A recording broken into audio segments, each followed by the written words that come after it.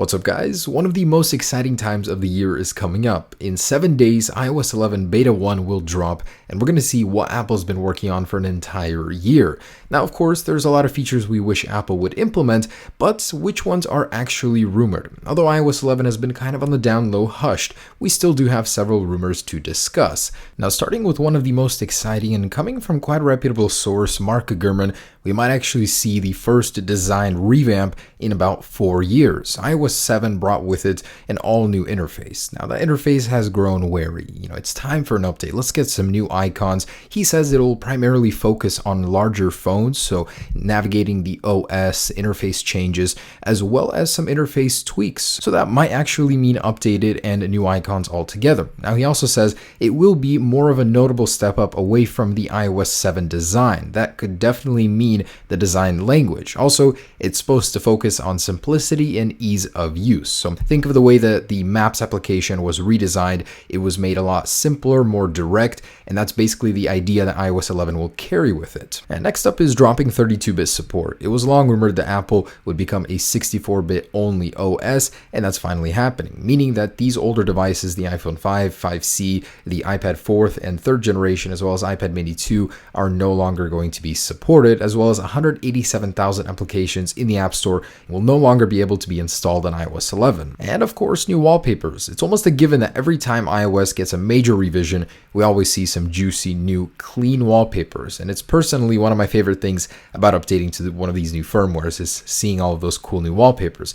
Just as recently as iOS 10.3.3 on the iPad Pro 12.9-inch, we saw 3 fresh new wallpapers, giving us a possible hint at what's to come in iOS 11. Either way, I'm really excited for this one. And of course, emojis, one of Apple's biggest priorities, it seems, in recent times. So we're going to be seeing Unicode 10.0 with Emoji 5.0 language, which will bring over 69 new emojis. And these are just a handful of those. So from things such as sledding, vampires, dinosaurs, a lot of new emotions such as foul language, rage, throwing up even, mermaids, Aquaman it seems, or is it Neptune, Jinn, even with the magic lamp. So really cool. And a huge focus on Siri. So this one's split up into 2 features. The first major change Apple is trying to achieve with Siri is to make it sound a lot more natural. Siri right now, it feels very robotic. When you compare it to some of the leading competitors such as Alexa, they're just not on the same page here. So Apple wants to make Siri more inviting, more natural. Also, Siri is to become a lot more intelligent. So she wants to become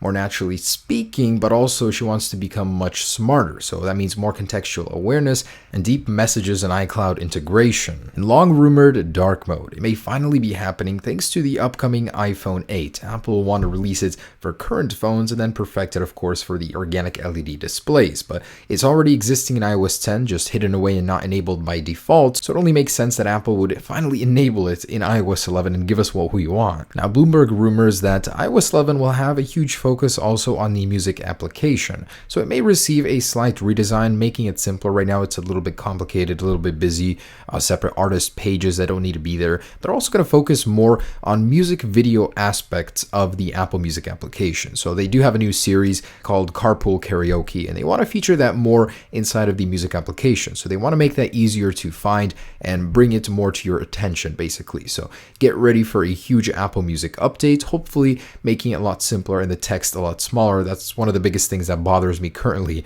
about that application. And a requested feature that Apple refused to add for years, even though competitors had it for half a decade already, group FaceTime, may finally be happening. So it's rumored it might actually support up to 5 people inside of one call. And thank you, Apple, if you finally do add this, as we will no longer need a lot of the competitors' apps. It seems that with more and more pressure from Microsoft, Apple is finally taking the Pro seriously with the iPad. It's rumored that iOS 11 will focus heavily on iPad improvements to the software. So this is things such as dragging and dropping between the split view. Split view itself will actually get a major improvement.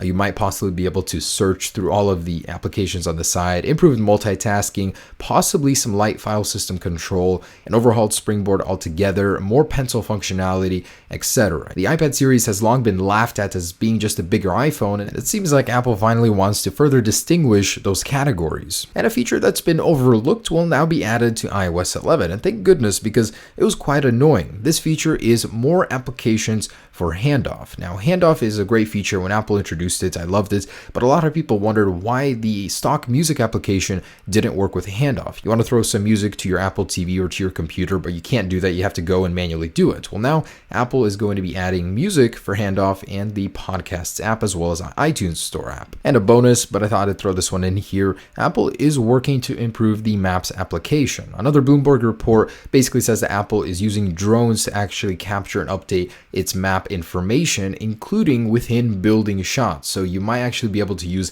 the flyover feature to explore the inside of buildings. I think that'd be kind of interesting. And there you guys go. Those are the rumored iOS 11 features. We've only got 1 week to go until we actually see what they are, but expect some major revisions. Guys, I'm so excited. I'll see you guys back here for iOS 11 in a week. Peace.